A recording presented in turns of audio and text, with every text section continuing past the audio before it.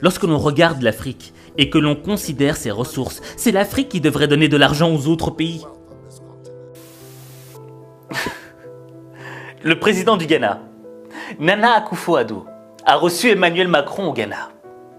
Et là, il lui a délivré un discours qui n'a pas juste laissé Emmanuel Macron sans voix, mais qui lui a mis une claque intellectuelle. Et pour découvrir ce discours, il te suffit de regarder ça.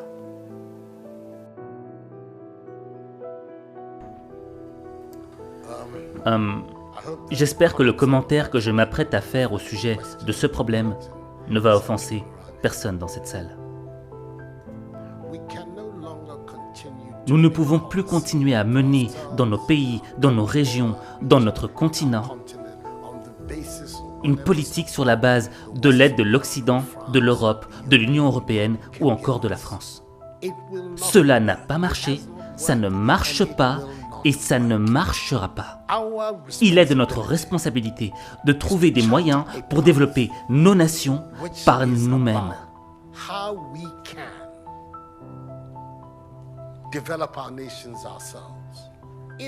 Ce n'est pas juste qu'un pays comme le Ghana, 60 ans après son indépendance, continue à définir son budget de l'éducation et de la santé sur la base des financements provenant du contribuable européen.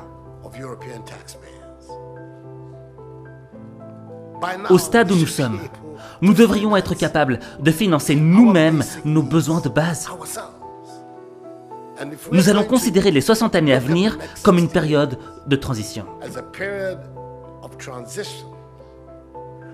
à l'issue de laquelle nous pourrons voler de nos propres ailes. Notre objectif n'est plus de compter sur ce que le contribuable français pourra nous donner. Nous accepterons cependant tout apport que le contribuable français pourra nous apporter à travers son gouvernement. Nous n'allons évidemment pas tourner le dos à tout apport de l'autre. Cependant, malgré tout ce que le continent a subi, le continent africain reste celui qui détient plus de 30% de toutes les ressources naturelles les plus importantes du monde. C'est le continent qui a de vastes terres fertiles et la plus grande population jeune. Ce qui constitue une énergie et un dynamisme dont ce continent a besoin. Regardez ces jeunes qui font preuve d'ingéniosité pour traverser le Sahara et la Méditerranée.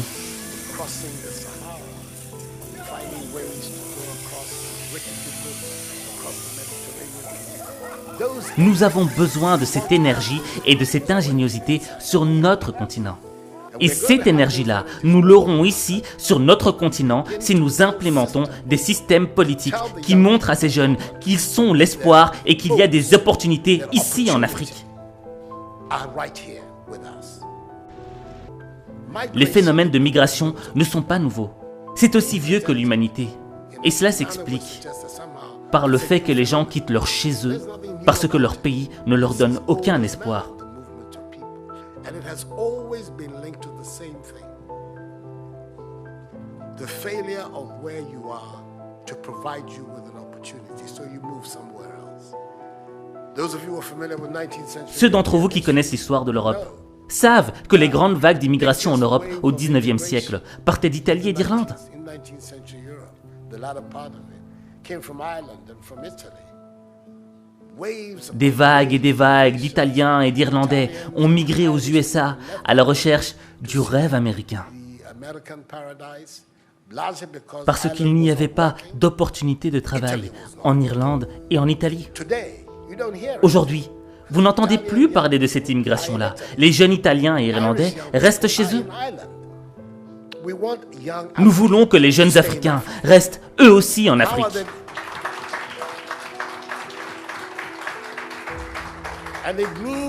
Pour cela, nous devons refuser cet état d'esprit d'assister. Cet état d'esprit qui consiste à demander ce que la France fera pour nous. La France peut faire ce qu'elle veut de son propre gré, et si cela coïncide avec nos intérêts, tant mieux, comme on dit en français. Mais notre principale responsabilité en tant que leader et en tant que citoyen, c'est de développer nos propres pays, de mettre sur pied des systèmes de gouvernance qui nous permettront d'avoir des leaders responsables de leurs actes et qui utilisent les moyens mis à leur disposition pour le bien du peuple et non pas pour leur propre intérêt. Notre préoccupation devrait consister à nous demander ce que nous devons faire pour éviter que l'Afrique ne continue à mendier de l'aide et à demander de l'aumône dans ce 21e siècle.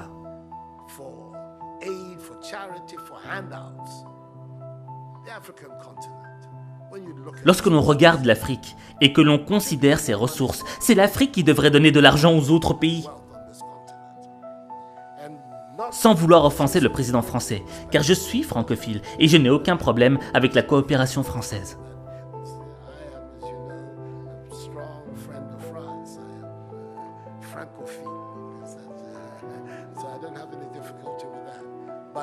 Mais notre défi majeur, notre part de responsabilité, devrait être de créer les conditions nécessaires afin que nos jeunes cessent de braver tous ces dangers pour aller en Europe. Ils n'y vont pas parce qu'ils le veulent, mais parce qu'ils pensent qu'il n'y a pas d'opportunité dans nos propres pays. Ces conditions, nous pouvons les créer si nous changeons cette mentalité de personnes qui dépendent des autres.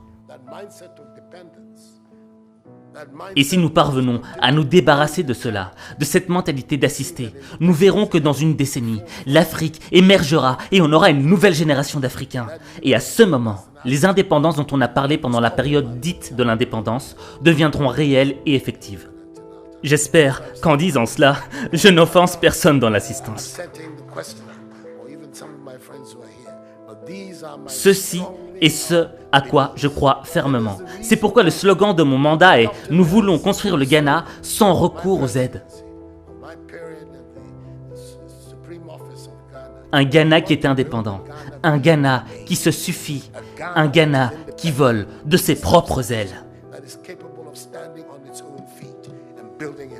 Nous pouvons le faire si nous avons le bon état d'esprit.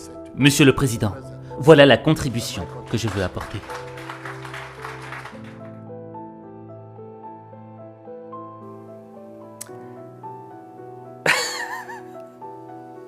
Ce président est trop fort.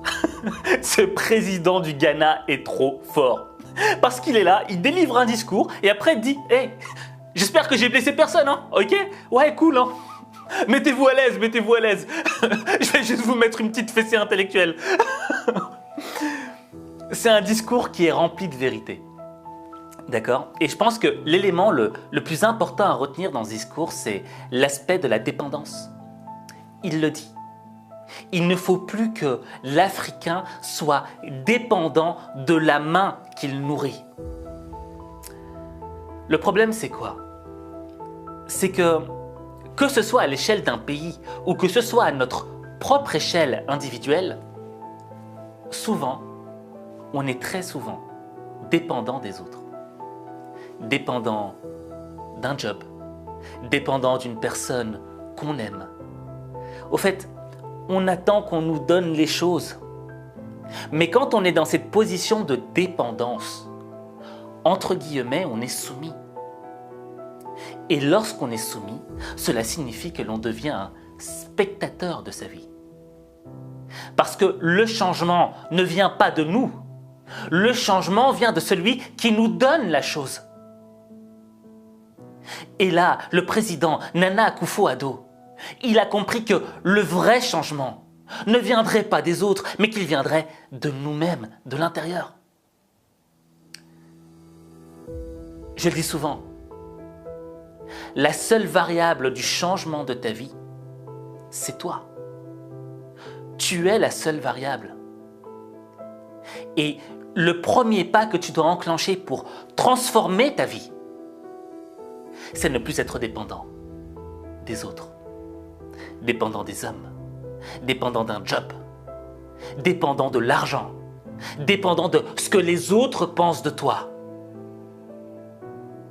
Tu dois être dépendant de toi-même. Et tu ne dois attendre d'applaudissements que de toi-même. Et le jour où tu auras compris cela, ta vie changera. Parce que ta vie, il n'y a que toi qui peux la changer. Il n'y a que toi.